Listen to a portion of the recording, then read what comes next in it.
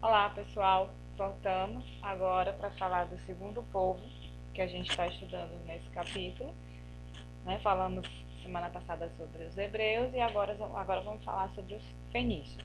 Mais uma vez, é importante a gente lembrar que quando a gente muda o povo, não quer dizer que o anterior acabou, deixou de existir, morreu, foi eliminado, nada disso, né? A gente está só mudando o foco do estudo. Né? Os hebreus continuaram existindo, tendo toda a sua história, todo aquele movimento que a gente viu, e enquanto isso agora a gente vai estudar outro povo que viveu na mesma época, uma região próxima à região onde os hebreus habitaram, que são os fenícios. Os fenícios eles sempre foram conhecidos como o povo do mar. Os fenícios eles vão ter uma ligação muito grande com o mar e com a navegação. Eles são considerados, como a gente vê aqui, os maiores navegadores da antiguidade. E por que os fenícios foram focar na parte da navegação? Principalmente por conta da sua localização.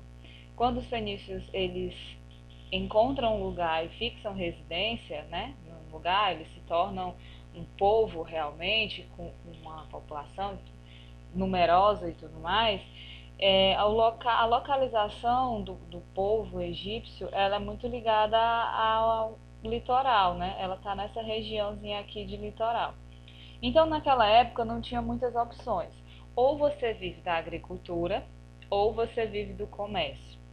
E no caso dos fenícios, eles precisavam de um comércio que utilizasse a navegação. Então, meio que eles foram forçados a desenvolver essa navegação, essa habilidade de navegação, por conta da localização. Eles estavam no litoral, né? Não restava muita opção. Não tinha terras férteis para agricultura, então eles foram investir na parte de navegação e comércio marítimo. Localizavam-se geograficamente falando na bacia oriental do Mar Mediterrâneo, que essa aqui está o Mar Mediterrâneo, né? E a localização dos fenícios está mais ou menos aqui. Hoje essa faixa aqui estaria relacionada ao país Líbano, somente essa regiãozinha aqui do país que hoje é conhecido como Líbano, que antigamente era a terra dos fenícios. Por que a gente costuma falar, né, como já tinha dito antes, que os egípcios são os maiores navegadores do mundo antigo? Não era o único povo que praticava a navegação. Os egípcios também praticavam, vários outros povos praticavam, mas as habilidades que foram desenvolvidas pelos fenícios se destacaram no meio de todos os outros povos. Por eles estarem, como eu já falei antes, localizados entre o mar e as montanhas, então não restava muitas outras opções de fonte de economia, né? Desenvolver a economia. E aí foram voltar as atividades para a questão do comércio marítimo. Produziam os produtos ou compravam e revendiam para outros povos e utilizavam a navegação para isso. Outra coisa também que ajudou os egípcios a se tornarem esses grandes navegadores é que na região em que eles viviam, na região da Fenícia, né, como era chamado o local onde eles viviam, existia uma grande quantidade de madeira, uma madeira de alta qualidade, que favorecia a construção de barcos. Os barcos de antigamente, né, eram todos construídos de madeira, e não é uma madeira qualquer. Na região onde os fenícios moravam, existia essa madeira própria para navegação, e aí eles juntaram o útil ao agradável.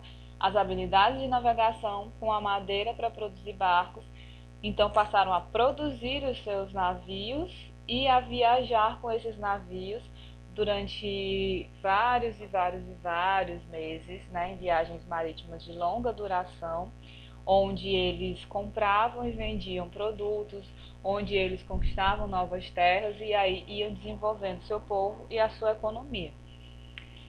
Durante esse período em que os fenícios existiram, eles fundaram várias cidades.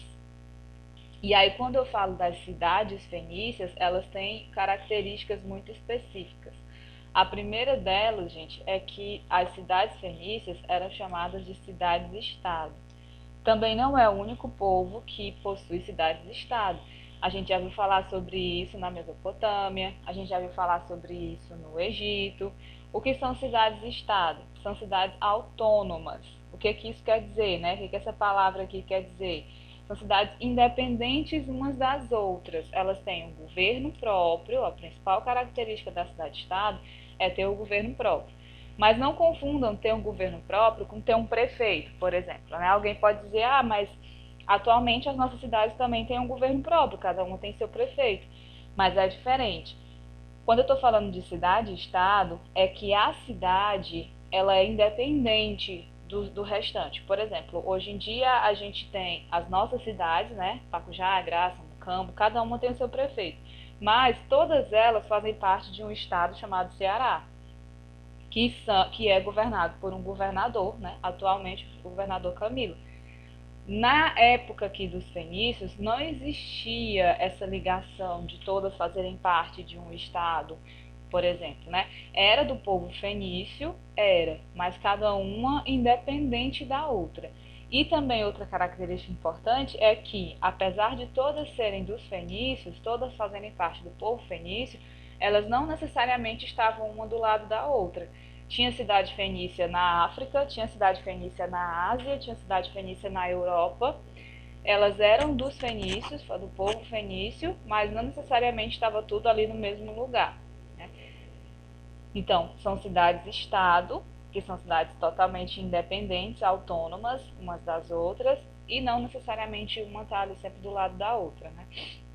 Cada cidade dessa era governada por um rei, né? Então, eles não têm um único rei que governa.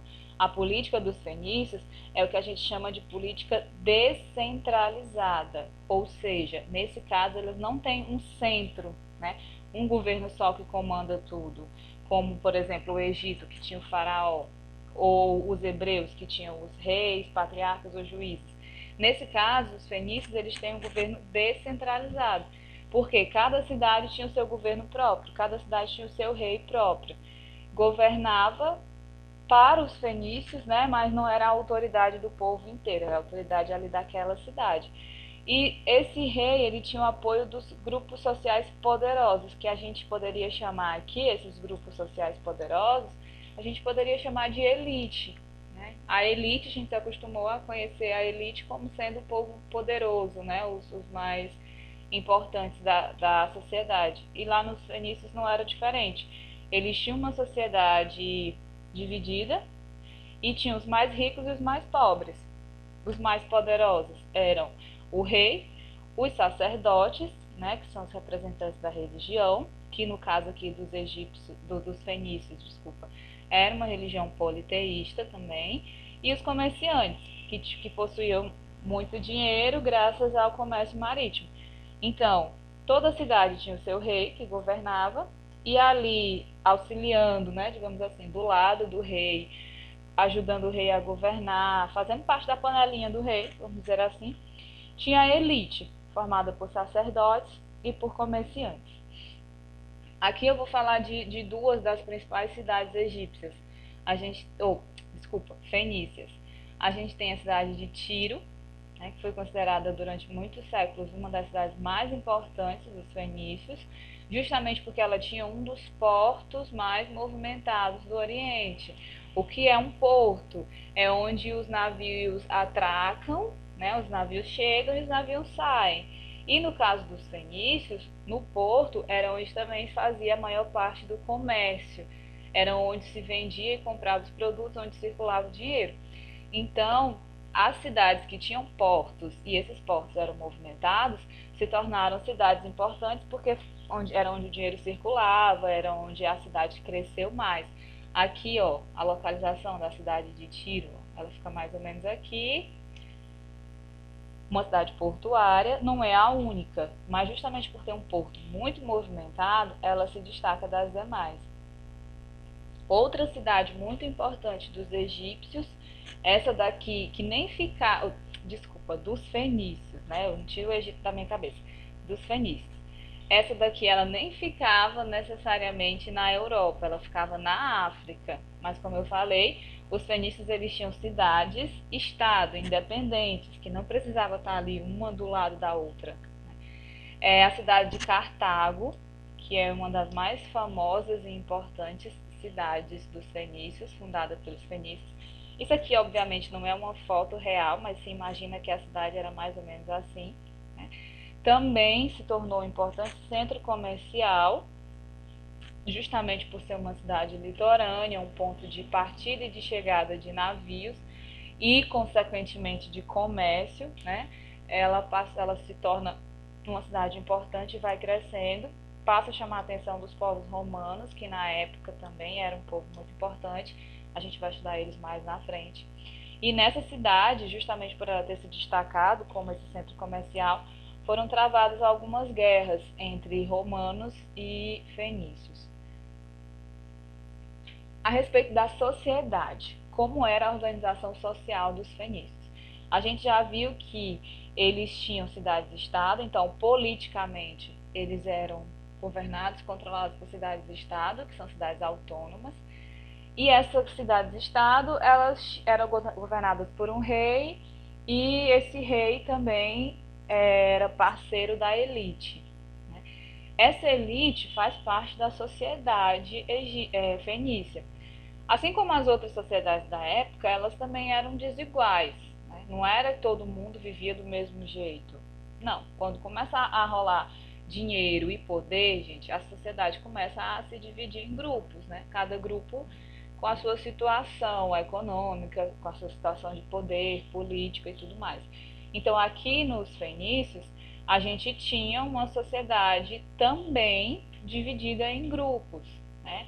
Poderia fazer uma pirâmide igual aquela dos egípcios para colocar a sociedade, mas o que é importante a gente saber? Quem são os grupos, as classes, vamos dizer assim, né, que fazem parte da sociedade fenícia? A gente tem os aristocratas, né, que são proprietários de terra, que são pessoas ricas da sociedade, sempre famílias ricas e importantes que estão sempre próximas ao rei. A gente tem os sacerdotes. Esses sacerdotes, como eu falei antes, são os representantes da religião, e a religião dos fenícios era uma religião politeísta. Então, os sacerdotes, eles cultuavam os deuses, eles faziam celebrações, construíam templos, assim como todos os outros povos faziam isso. E por serem os representantes da religião, eles estavam sempre na parte de cima da sociedade, né? Eles sempre se destacavam e tinham, digamos assim, mais moral na sociedade. Junto com os aristocratas e sacerdotes, fazendo parte da elite, a gente tem os grandes comerciantes. Nas outras sociedades que a gente viu até agora, os comerciantes eles não se destacavam muito, eles nunca estavam na parte de cima. Mas aqui nos fenícios eles estão, justamente porque a principal atividade econômica dos fenícios era o comércio. Então, os comerciantes faziam parte do grupo rico da sociedade fenícia. Também a gente tem aqui os chefes militares, que estão ali mais ou menos no meio da pirâmide social, né? Não são os mais importantes, mas têm certa importância justamente por controlarem a parte do exército, da segurança, da defesa e da conquista de novas terras. Além disso, tinham marinheiros, artesãos, camponeses e escravos. Esses aqui a gente pode dizer que é a ralé da sociedade, né? Que é a parte de baixo, se a gente fosse fazer uma pirâmide, são os mais pobres. A grande maioria da população, mas os mais pobres. Os camponeses, como o próprio nome fala, viviam na parte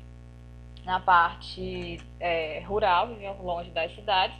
E nesse caso aqui dos fenícios, eles viviam em condições miseráveis, justamente porque as terras lá na região que eles viviam não eram terras muito férteis.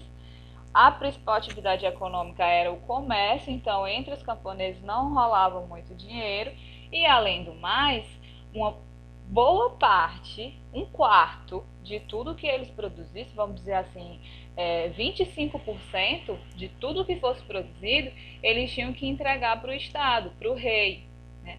Se eles produzem muito, eles dão 25% de muito. Se eles produzem pouco, eles dão 25% de pouco. Então, eles têm que devolver, que pagar como imposto muita coisa. E isso faz com que a vida dos camponeses, que não era fácil, ficasse ainda pior. E quem trabalhava nas cidades, como por exemplo os artesãos, os escravos, os marinheiros, Eles trabalhavam em oficinas artesanais e essas oficinas eram controladas pelo Estado. Então você vê que o rei, né, quando eu falo Estado, eu estou falando governo. Você vê que o rei ele tinha um grande controle da sociedade e da economia dos fenícios. Por falar em economia, como eu já tinha até comentado antes, qual é a principal fonte de renda dos fenícios, né? Qual é a principal fonte de renda desse povo, de onde eles tiravam a maioria do seu dinheiro? Do comércio marítimo.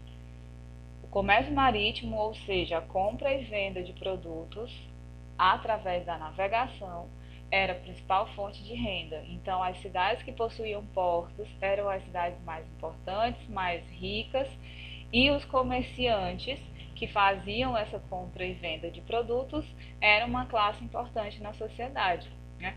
Eles exportavam, ou seja, eles vendiam, exportar é vender. Eles vendiam armas de bronze, ferro, joias de ouro, de prata, estátuas religiosas e muitas outras coisas. E compravam também muitos produtos, como, por exemplo, marfim, pedras preciosas, dos lugares onde eles passavam. Os fenícios, enquanto eles iam fazendo esse comércio marítimo em várias regiões do planeta, em vários continentes, como África, Ásia, Europa, eles foram fundando colônias, diversas colônias. O que são colônias? São aquelas cidades que eu falei, são cidades dos fenícios, mas que não estão necessariamente ali na região onde eles surgiram. Dentre elas a gente tem Chipre, que fica na Ásia, Sicília e Sardenha, que atualmente fazem parte do país, Itália, fica na Europa. Regiões no sul da Espanha, que também fizeram parte do Império, vamos dizer assim, né, dos fenícios. E no norte da África, onde ficava principalmente a cidade de Cartago, que foi uma das cidades mais importantes dos fenícios, como já falei antes. Então, como já venho explicando, não é o fato de eles terem uma terra de origem, que é aquela regiãozinha de litoral onde hoje é o Líbano, quer dizer que eles ficaram só ali, né? Justamente por serem grandes navegadores, eles se espalharam por várias partes do planeta, vários continentes. Essas colônias, elas serviam principalmente de entreposto comercial. O que quer dizer isso? Os fenícios, eles comercializavam muito nessa região. Por exemplo, quando eles iam para a África, eles vendiam os produtos que eles produziram, né? Mas eles também compravam, como o marfim, que a partir do marfim iam ser feitas armas, estátuas e tudo mais. Então realmente era um comércio que existia, compra e venda de produtos. Aqui tem só uma representação de como seria o comércio dos fenícios. Ó. A gente tem sempre os navios aqui, né? A gente vai ter sempre um porto e próximo aonde o navio atracou, né? A gente tem aqui os compradores e vendedores, que essa é a ideia do comércio. E no caso dos fenícios, vai ser sempre um mercado próximo ao porto, porque eles vão sempre chegar nos seus navios.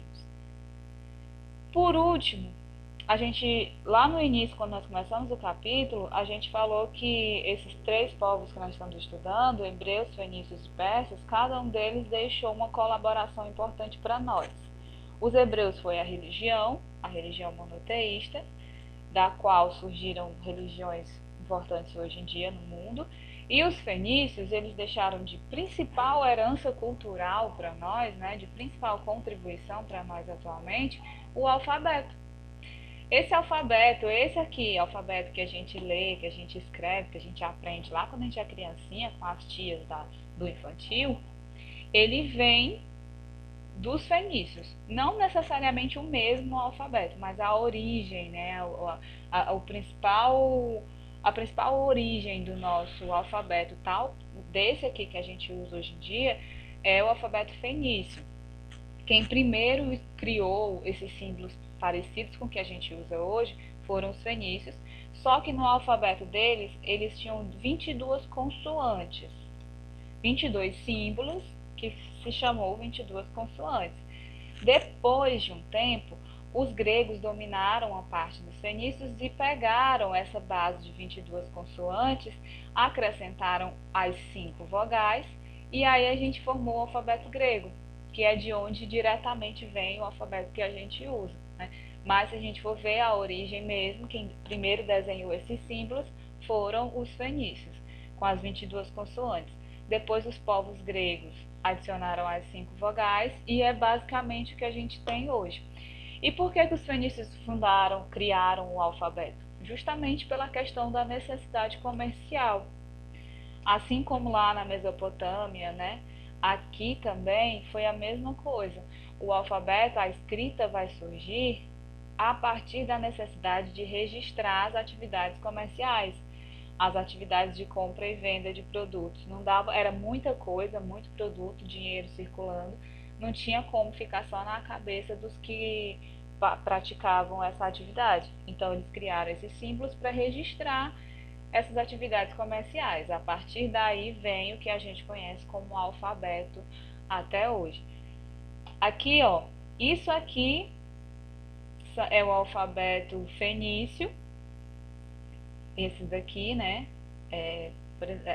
Incluindo as vogais que os gregos colocaram depois, como o alfa, o E, né, que seria o nosso E hoje em dia. Mas vocês veem, ó, os símbolos eles são muito parecidos com os símbolos que a gente tem até hoje, né, com o nosso alfabeto até hoje. Muitas letras são bem parecidas. Então, nós recebemos uma herança direta dos fenícios, que foi o alfabeto, que foi a escrita. Só que esse povo, vai chegar um momento que eles vão entrar em decadência, né? Os fenícios eles vão passar séculos dominando a região, principalmente a parte de mares, principalmente a parte de navegação, vão fundar cidades muito grandes e ricas e importantes. Só que à medida que eles fazem isso, eles também estão despertando o interesse de outros. Eles estão chamando a atenção e atraindo outros povos que vão invadir suas cidades e dominá-las. Aí vai entrar o período que a gente chama de decadência, que é quando os fenícios eles vão ser dominados por outros povos. Não é que a população vai sumir, eles vão deixar de ser o povo fenício porque eles vão ser dominados por outros. Eles vão entrar em decadência principalmente depois que os romanos, os povos romanos, né, o grande império romano, que foi o maior império da antiguidade, vai invadir a cidade de Tiro, que era uma das principais cidades dos fenícios. Quando os romanos invadem a cidade de Tiro, os fenícios perdem um dos seus principais portos, que é o porto lá de Tiro. E isso vai fazer com que eles percam dinheiro, importância e poder.